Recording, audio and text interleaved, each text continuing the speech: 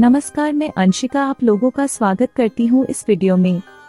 यात्रा करने के दौरान हम ऐसे कई अनुभवों से गुजरते हैं जो हमारे लिए नए होते हैं। स्ट्रेंज कस्टम, ट्रेडिशनल पोशाक और रहने सहने के अलग तरीकों को देखना एक नया अनुभव ही तो है। दुनिया में कई अद्भुत स्थान लंबे समय से अपनी अजीब प्रथाओं और परंपराओं के लिए जाने जाते हैं।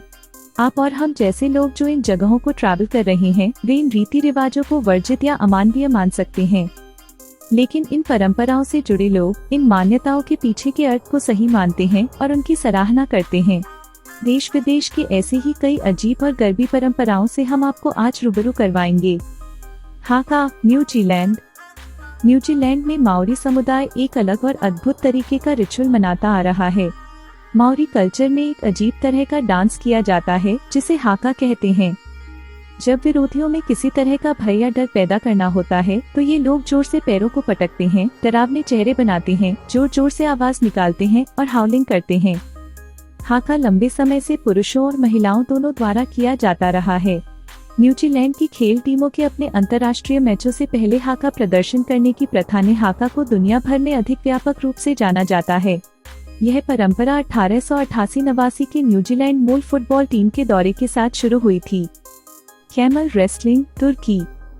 ऊंट की लड़ाई की शुरुआत 1000 साल पहले प्राचीन तुर्की के जनजातियों के बीच हुई थी। ऊंट भी जंगल में कुश्ती करते हैं, इसलिए यह प्रथा पहले खानाबदोशों द्वारा आयोजित किए जाने से पहले हुई थी। 1920 के दशक में तुर्की नेशनल एविएशन लीग ने तुर्की सरकार के लिए विमान खरीदने के लिए कैमल फाइट्स को फंडराइजर के रूप में आयोजित किया था। यह तुर्की के एजियन क्षेत्र में सबसे आम है, लेकिन मध्य पूर्व और दक्षिण एशिया के अन्य हिस्सों में भी इस खेल को खेला जाता है। कई पशु अधिकार संगठनों ने इस प्रथा की आलोचना भी की है।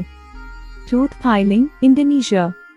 नई दुल्हन को अगर कहा जाए कि चलिए आपके दांत तोड़ना है तो कैसा लगेगा, है न अजीब। लेकिन यह एक परंपरा है जो इंडोनेशिया के कुछ हिस्सों में कई सालों से निभाई जा रही है। इंडोनेशिया के बाली में शादी से पहले दूल्हा और दुल्हन दोनों को अपने 2 दांतों को तोड़ने पड़ते हैं। कहा जाता है कि यह किसी भी बुरी ताकतों या लालच, क्रोध, मूर्खता, भ्रम, ईर्ष्या और नशे जैसी गलत चीजों को जोड़े से दूर रखने के लिए किया जाता है। इसके बाद दूल्हा और दुल्हन अपनी लार को छोटे से नारियल के टुकड़े में लगाते हैं।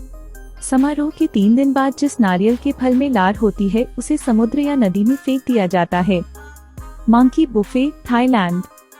कई रेस्तरां और होटलों में बुफे की सुविधा तो आपने देखी होगी, लेकिन यह भारत में तो सिर्फ लोगों के लिए होता है। किसी जानवर के लिए बुफे लगने वाली बात थोड़ी अजीब लगती है, मगर आपको बता दें कि थाईलैंड के लोपबुरी में यह एक फेस्टिवल के रूप में मनाया जाता है। यह त्योहार हर साल मनाया जाता है और इसके दौरान आयोजक बंदरों के लिए एक भव्य दावत तैयार करते हैं जिसमें ताजे फल, सलाद और थाई डेजर्ट शामिल होते हैं। इस क्षेत्र की विरासत माने जाने वाले जानवरों को देखने में रुचि रखने वाले पर्यटकों को आकर्षित करने के लिए एक स्थानीय व्यवसायी द्वारा त्योहार की स्थापना की गई थी।